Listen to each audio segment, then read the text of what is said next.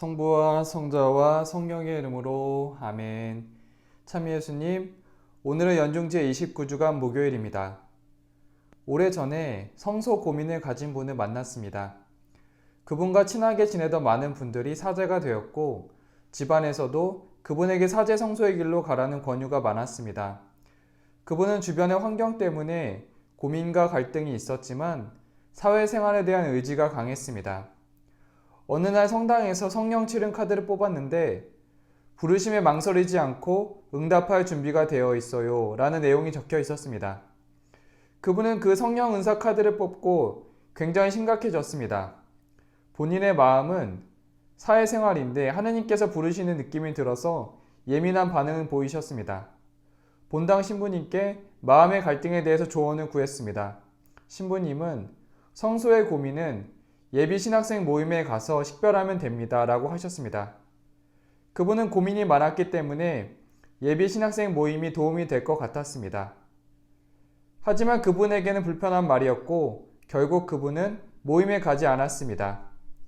그분 마음의 분열을 가져다 준 것은 부르심에 망설이지 않고 응답할 준비가 되어 있어요 란 말씀이었습니다.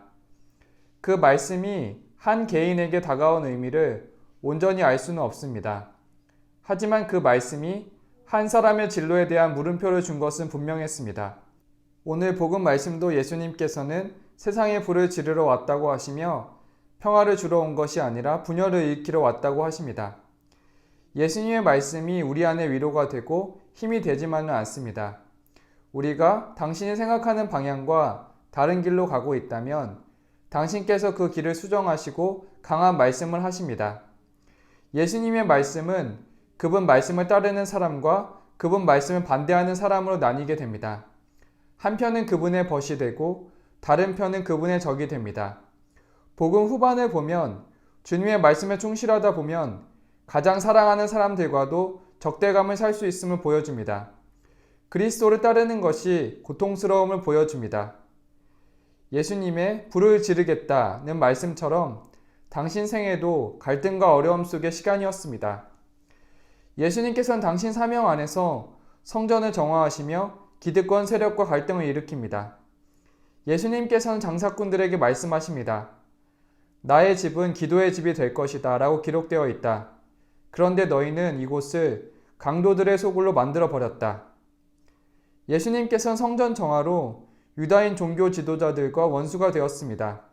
그 이유는 대사제들과 사제 가문의 귀족들은 성전 경내에서 이루어지는 매매에서 돈을 벌었기 때문입니다. 유다인 지도자들은 예수님 때문에 방해를 받게 되었습니다. 예수님께서는 성전의 의미를 되살렸지만 종교 지도자들과 갈등이 생겼고 그들은 예수님을 없앨 방법을 찾았습니다. 예수님께서는 그들이 자기를 죽이려고 한다는 것을 알게 되었고 성전 사건 후에 예수님께서는 물러나 은신해야 했습니다.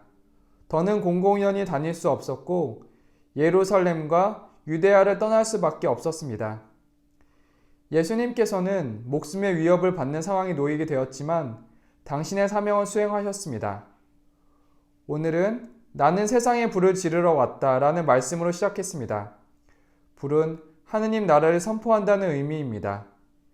예수님께서는 하느님 나라의 선포가 온 세상에 퍼지기를 바라셨습니다. 오늘 말씀은 하느님의 말씀은 사람 속을 꿰찔러 혼과 영을 가르고 관절과 골수를 갈라 마음의 생각과 속셈을 가려냅니다. 라는 히브리서의 말씀처럼 우리의 생각을 갈라지게 하고 당신 뜻에 맞도록 이끌어줍니다. 우리의 마음을 불편하게 하는 말씀 안에서 그 불편함을 감수하려고 합니다. 종종 우리는 누군가의 조언을 받으면 내가 받아들일 수 없는 한계이거나 듣지 않겠다라고 생각하며 쉽게 무시하고 물리칩니다. 오늘 말씀은 그 불편함을 감수하라는 말씀입니다. 이웃을 사랑하기 어렵더라도 내 이웃을 너 자신처럼 사랑해야 한다라는 말씀을 실천하려고 합니다. 부족함을 변화하기는 어렵습니다. 우리의 도움이신 주님께 도우심을 청하며 마칩니다. 전능하시고 자비로우신 하느님, 우리가 이미 시작한 일을 어여삐 보시어 잘못한 점은 고쳐주시고 당신 뜻에 맞도록 오늘의 일을 마칠 수 있게 하소서. 아멘. 성부와 성자와 성령의 이름으로 아멘.